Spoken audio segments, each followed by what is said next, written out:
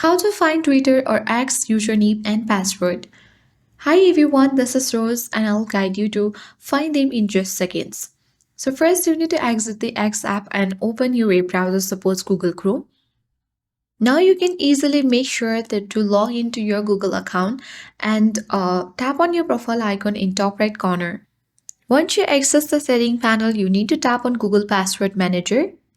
Once you come across this password manager section here, you can easily see variety of the sites as well as their password. You can easily access twitter.com and tap to access that.